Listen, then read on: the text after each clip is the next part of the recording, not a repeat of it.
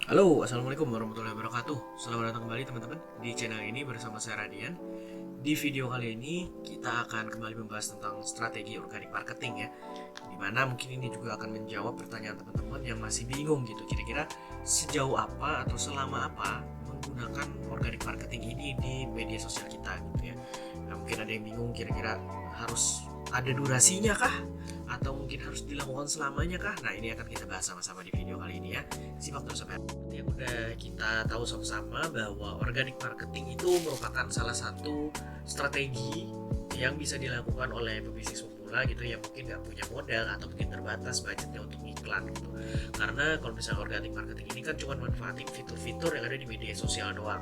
Jadi akan jauh lebih praktis untuk memulainya dengan cara organic marketing daripada harus iklan gitu. Kecuali misalnya teman-teman tuh punya budget untuk iklan. Nah, itu beda lagi tuh ceritanya ya. Ini kita akan membahas tentang organic marketingnya aja dulu gitu. Ini juga mungkin buat teman-teman pemula gitu ya yang sudah menjalankan organic marketing setelah sekian lama gitu ya. Terus apa nih selanjutnya gitu? Apakah ini tetap dijalankan seperti pada biasanya aja atau mungkin ada scale up-nya lagi gitu. Jadi apa yang bisa kita ambil atau apa yang bisa kita putuskan ketika sudah melakukan organic marketing gitu ya. Kalau saya sih ada dua indikatornya biasanya. Kita akan bahas satu persatu ya. Yang pertama adalah kalau misalnya organic marketing udah stabil menghasilkan income. Itu dulu. Stabil menghasilkan income ini dalam arti misalnya teman-teman ngejalanin organic marketing sudah 6 bulan. Nah, selama 6 bulan itu 3 bulan sudah menghasilkan income berturut-turut. Nah, itu menurut saya udah bagus tuh. Berarti organic marketingnya udah berhasil. Nah, ini sekarang keputusannya di teman-teman nih. Apakah akan terus melanjutkan organic marketing saja atau mungkin dikombinasikan dengan ads juga. Entah itu paid promote misalnya, atau mungkin endorse, atau mungkin menjalankan Instagram ads, TikTok ads, atau mungkin Google ads. Itu terserah teman-teman, balik lagi ke budget teman-teman masing-masing gitu. Tapi indikator yang pertama tadi seperti yang saya bilang adalah sudah menghasilkan income yang stabil dulu, yang penting itu ya.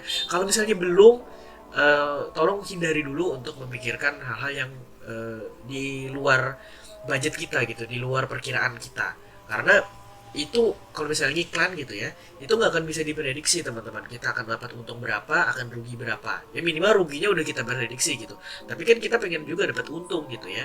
Nah, kalau misalnya ruginya aja kita bahas dan juga untungnya kita nggak bisa prediksi seperti apa, jangan dulu. Kecuali teman-teman udah nggak takut lagi gue rugi misalnya, karena menganggap bahwa uang iklan itu adalah uang yang untuk dibakar gitu. Emang udah dihabiskan aja gitu. Ya itu nggak apa-apa. Tapi kalau misalnya teman-teman masih takut rugi dan income dari organic marketing masih belum stabil, menurut saya jangan dulu, tunda dulu untuk bisa menjalankan scale up atau mungkin strategi yang lainnya. Oke, itu tadi indikator pertama adalah bisa menghasilkan income yang stabil. Ya minimal 3 bulan berturut-turut lah ya. Terus yang kedua, indikator kedua menurut saya yang paling penting adalah teman-teman melihat dulu perkembangan akunnya seperti apa gitu. Apakah perkembangannya stabil atau mungkin naik turun gitu ya. Ini juga berpengaruh terhadap konsistensi postingan teman-teman sendiri. Apakah teman-teman konsisten memposting konten di situ setiap hari gitu ya? Apakah ada jedanya atau mungkin nggak konsisten, masih naik turun gitu ya. Nah, itu juga berpengaruh tuh biasanya di perkembangan akun. Biasanya kalau saya tuh melihat minimal itu 1 tahun perkembangan akun yang dijalankan dengan menggunakan marketing organik ya. Nah, kalau misalnya setahun udah konsisten posting setiap hari gitu ya. Nah, ini yang saya alami pribadi ya. Terus ngelihat ternyata akunnya perkembangannya telat gitu atau lambat gitu ya. Saya biasanya akan kasih waktu dulu selama 6 bulan lagi. Biasanya seperti itu. Nah, 6 bulan ini biasanya saya akan coba untuk entah itu mengganti jenis konten atau tipe konten, atau mungkin juga saya akan mengganti optimasi hashtagnya gitu ya, karena mungkin hashtag yang ini udah jenuh gitu. Saya ganti dulu biasanya kayak seperti itu. Dan juga saya akan mencoba untuk menggunakan strategi yang lain gitu daripada yang setahun sebelumnya. Ketika 6 bulan ini masih juga sama perkembangannya seperti yang 1 tahun, saya akan stop di situ. Saya tidak akan lanjut mengembangkan akunnya. Itu bisa jadi ada banyak faktor ya. Bisa jadi marketnya nggak di situ. Terus juga karena mungkin sudah terlalu banyak kompetitor di sana, jadi udah nggak bisa lagi bersaing gitu ya. Udah jadi red ocean di situ, itu juga bisa. Terus juga tipe kontennya mungkin memang kurang diminati aja gitu ya. bisa jadi, atau mungkin juga kita salah dari optimasi hashtag. Itu banyak banget faktornya. Kita nggak bisa memprediksi karena cuma satu sebab aja. Kita harus menganalisis yang secara detail, secara mendalam gitu. Bisa dilihat dari insight, bisa dilihat dari kompetitor juga seperti apa perkembangannya gitu ya.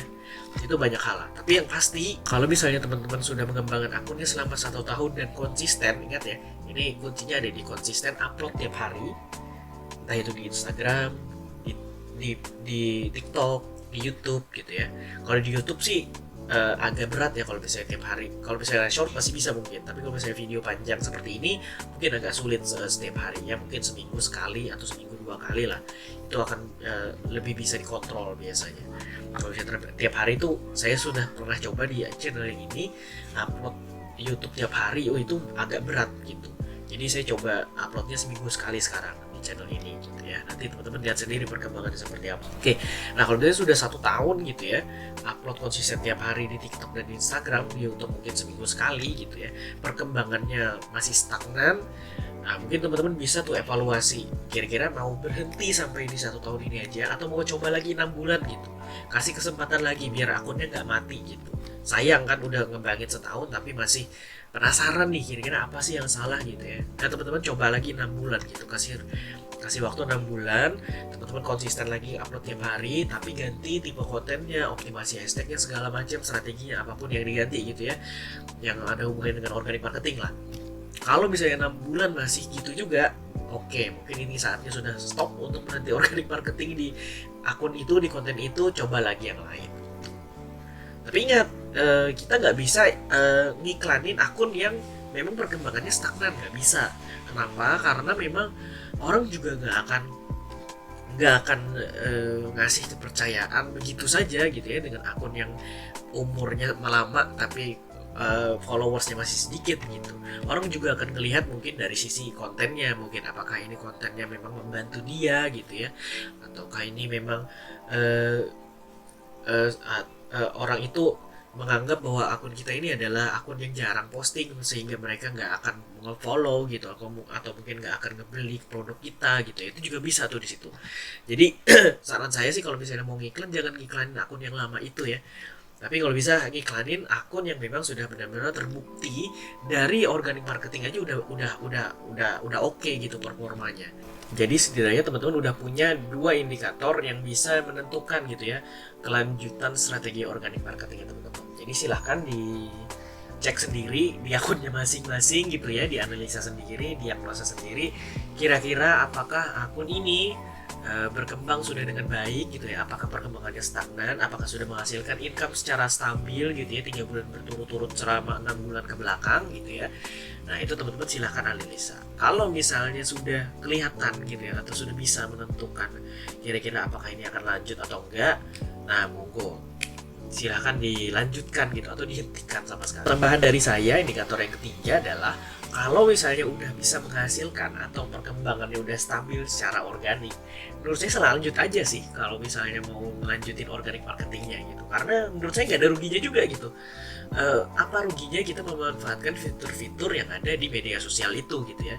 Toh kita saja memanfaatkan fitur itu, bisa akun kita bisa berkembang dengan baik gitu. Ya udah lanjutin aja gitu. Ngapain harus berhenti atau ngapain harus nambah misalnya. Kalau nambah oke lah. Kalau misalnya teman-teman punya budgetnya monggo silakan gitu ya. Tapi kalau misalnya teman-teman masih terbatas atau mungkin masih sayang duitnya masih dipegang gitu ya, ya lebih baik dipakai keperluan yang lain ya, it's okay gitu. Lanjutin aja organic marketingnya, nggak apa-apa menurut saya. Dan ini contoh kasus ya.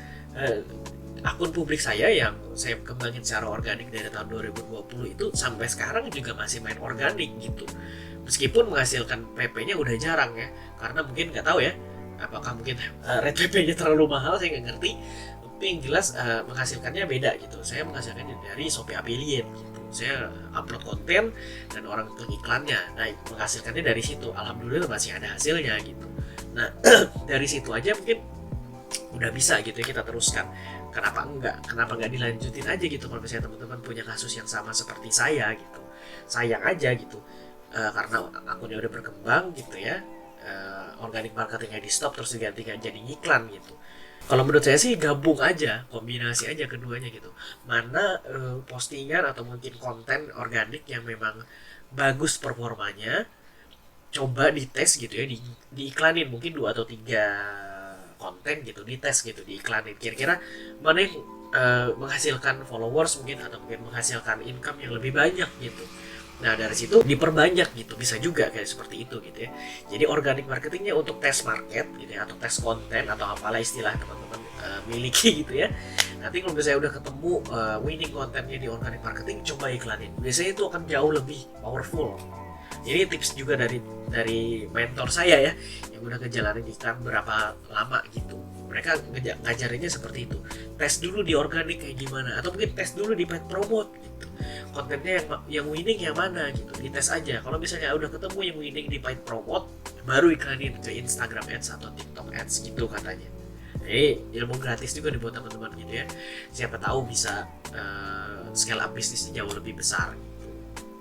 Mau dari organic marketing ataupun digabung dua-duanya gitu ya, organic marketing sama ads gitu, silahkan ya, silahkan banget. Itu adalah jawaban untuk pertanyaan mungkin teman-teman bertanya gitu, sepanjang apa durasinya, atau mungkin apa yang harus dilakukan dengan organic marketing ini gitu, selama apa. Nah ini sudah dijawab, semoga menjawab pertanyaan teman-teman selama ini gitu ya, dan juga bisa terus meningkatkan skill organic marketing teman-teman di media sosial dimanapun teman-teman menjalankannya. Terima kasih banyak sudah menonton video ini sampai habis. Salah hilang mohon maaf. Kalau misalnya ada kritik, saran, pertanyaan, atau rekomendasi topik lain, tulis aja di kolom komentar. Sampai ketemu di video berikutnya. Assalamualaikum warahmatullahi wabarakatuh. Salam jumpa.